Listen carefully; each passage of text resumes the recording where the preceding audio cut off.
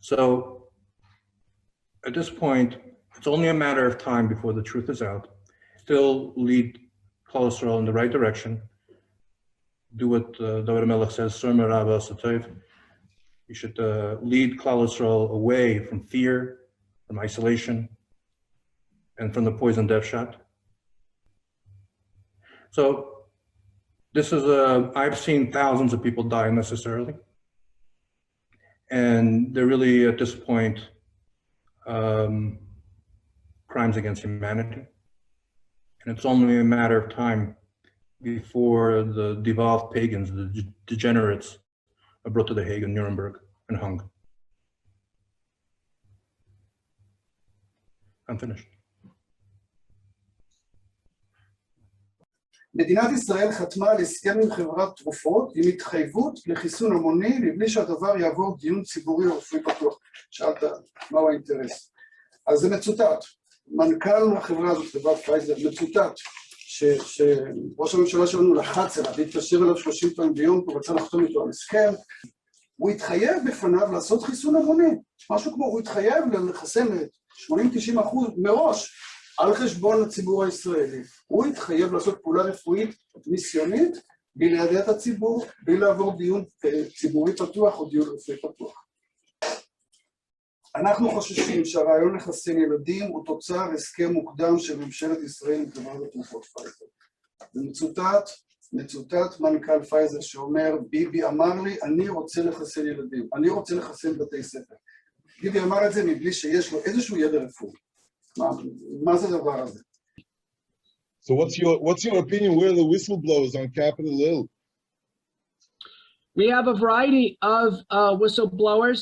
The federal lawsuit filed last week was probably the very strongest strike as a whistleblower attempt, but we have a very broad malfeasance. We have a unification of doctors groups, the media, the FDA, the CDC, the NIH. None of them are presenting or reviewing safety whatsoever. None of them. And there's no presentation of safety to the public. None. בימים האחרונים נחשף הסכם של פייזר עם מדינת אלבניה. מה שעד עכשיו לא היה גלוי. ומסתבר שבהסכם הזה לפייזר אין שום אחריות על מה שיקרה עם החומרים שהיא מספקת. אי אפשר לתבוע אותה לחלוטין. אי אפשר להחזיר לה את החומרים שהיא מספקת. ולמעשה החוזה שהיא חתמה עם כל המדינות נמצא מעל לכל חוק של המדינה. וזה לא מפתיע לראות שהרבה חוקים בישראל עכשיו מתפרקים לטובת זה שיותר ויותר אנשים יקבלו את הזריקות האלה. אי אפשר לבטל את החוזים, גם אם תימצא תרופה אחרת שמרפאת, ואתם תדברו עם דוקטור זלנקו, שיש לו פרוטוקול טיפולי מצוין, עם תרופות בטוחות וותיקות, שמשום מה בישראל לא מדברים עליו בכלל, אפשר להסתדר איתו, זה לא ניסוי, זה חומרים ידועים, זה בטוח, וזה חילץ הרבה אנשים בקורונה, בגלל החוזה הזה עם פייזר, בישראל אפילו לא מדברים על זה. לפייזר לא תישא בהוצאות על כלום, ואם יש תביעות כנגדה, המדינה צריכה לממן מכיסה את ההתמודדות עם התביעות.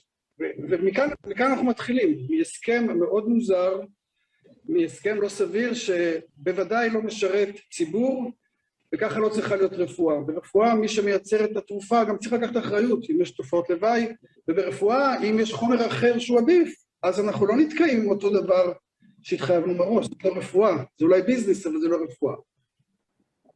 יש, כמו כן, יש ניפוח ועיוות של מספר החולים והנפטרים לכאורה מקורונה.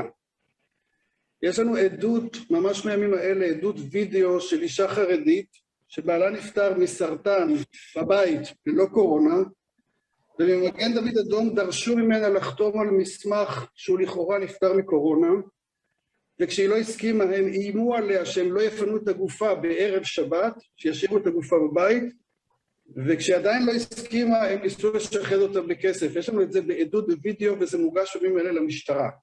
אנחנו מאמינים שדברים כאלה קורים פעמים רבות, ובעצם יש מהלך עולמי של הגדלה מלאכותית של כמות האנשים שלכאורה חולים או נפטרים מקורונה, שוב, בשביל מה? כדי ליצור בהלה ולהצדיק כדי שצריך מהר יותר ויותר זריקות.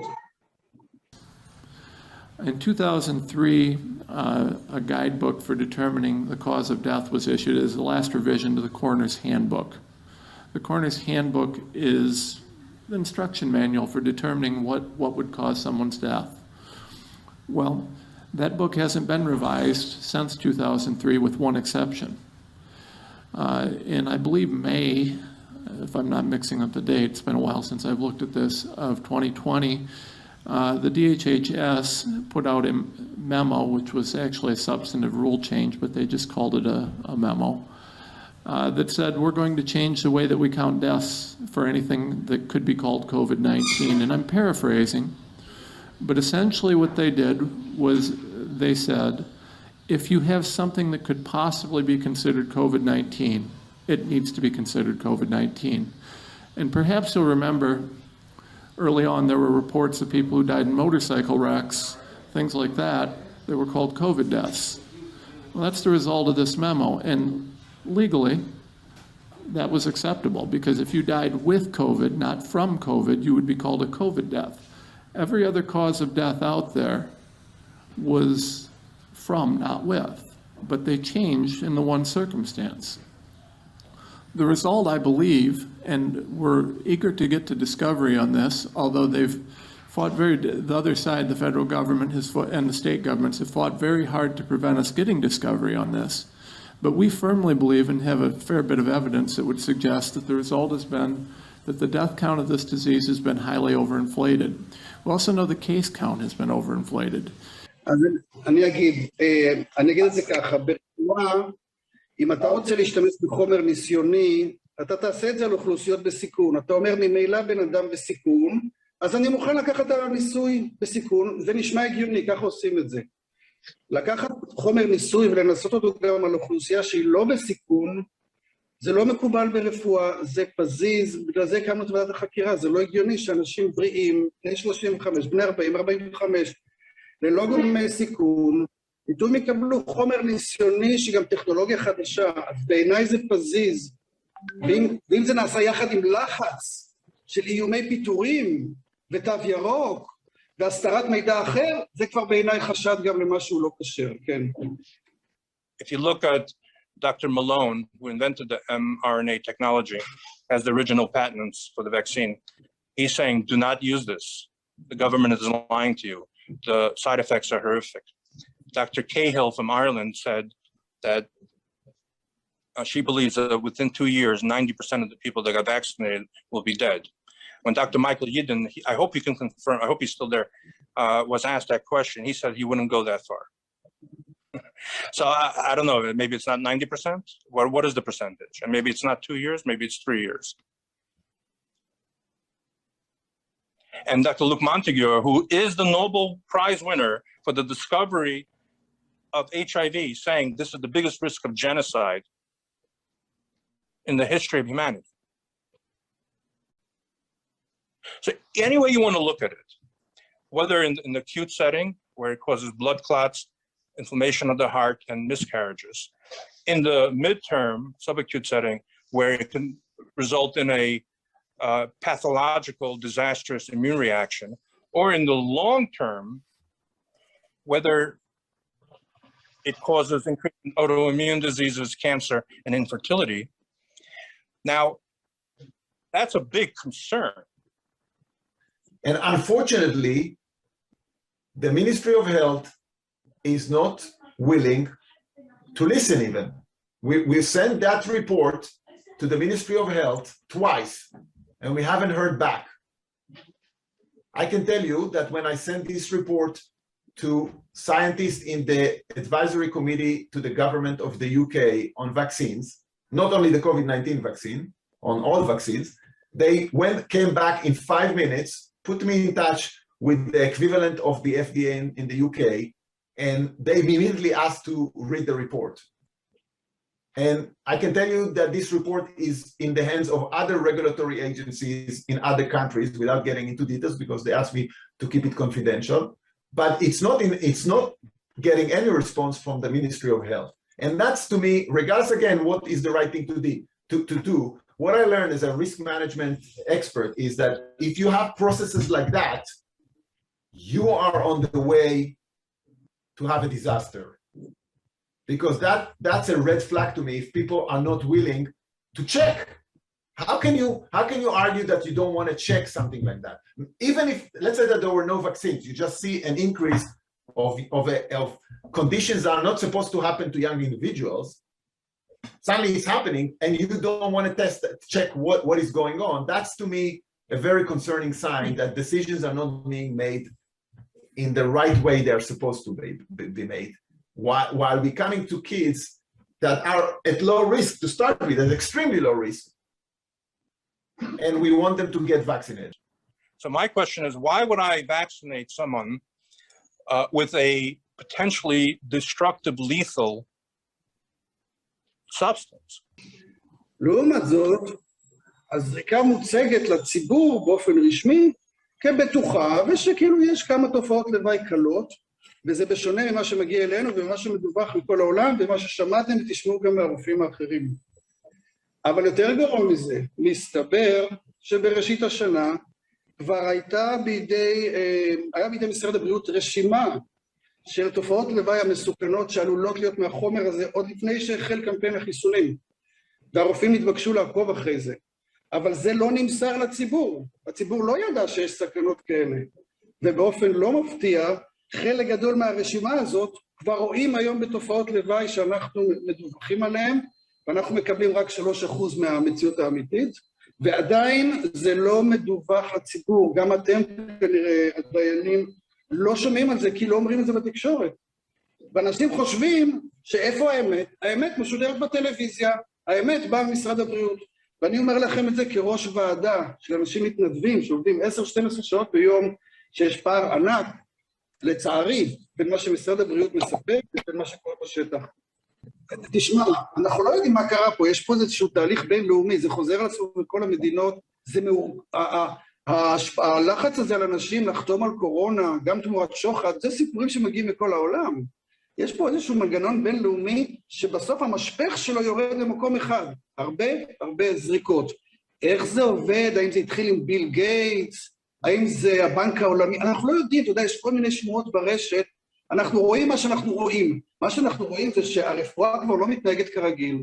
ממתי רופא לא מקבל תינוק לבדיקה, אם לא עשה בדיקה, אם לא הכניסו לו לאף את המטוש, משהו פה נהיה מאוד מעוות, ומושך כל הזמן למקום אחד. זריקות.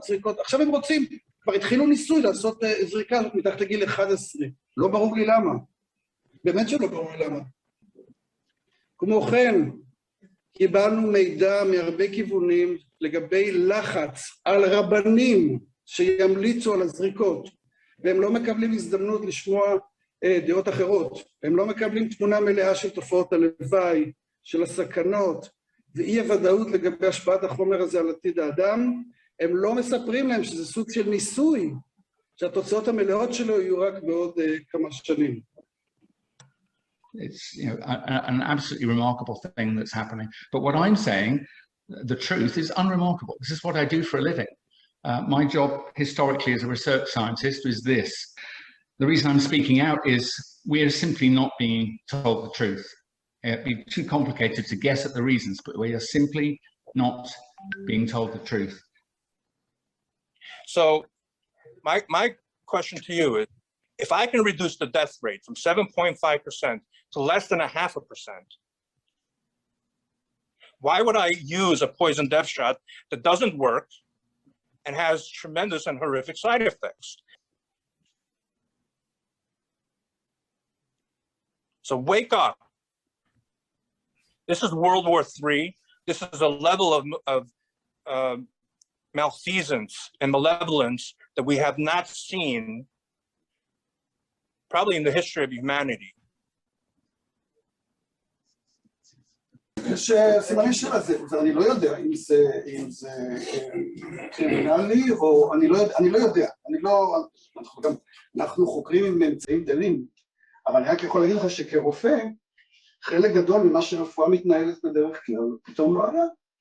למה שלא יהיה תרופה שיכולה לעצור את קורונה בזמן?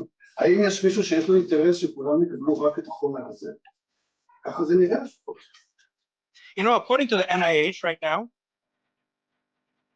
you're not supposed to treat COVID unless you're in the hospital and your oxygen is less than 92%. Now, this is advice and recommendations of a government that wants you to die. After 18 months and dozens of studies that have shown an 85% on average benefit of healing, avoiding hospitalization and death, and you have a government agency still making that recommendation, yes, our governments are corrupt. Yes, our governments have conspired. People are saying it's a conspiracy. It's a conspiracy to commit genocide. It's so hard for Jewish people to believe that there could be a group of people willing to destroy. Whereas the good doctor was very measured in his willingness to assign, for lack of a better word, corruption. I'm not. I believe that what's happening is corrupt. I believe it's abhorrent. And I think that what's happened in Israel is a tragedy. They've committed human experimentation of their own people. So I beg of this baseball to put the interests of cholesterol above politics, anything else that may alter your opinions. I received daily death threats. I risked my life, my career, my financial life, my reputation, almost my family, everything, just to sit here and tell you what I'm telling. There is zero justification for using this poison death shot, unless you want to sacrifice human beings. I think I'm done.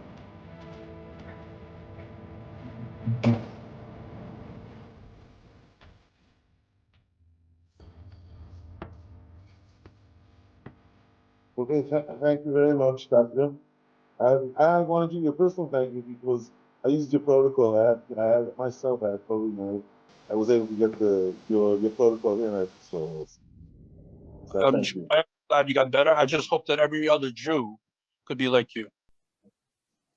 And I second Rabbi Karlebach too, in the same boat.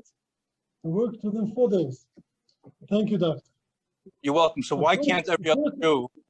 A personal request to tell you for me. Sure, but it's not about me, it's about cholesterol. Why can't every other Jew in Eretz Yisrael have the same treatment?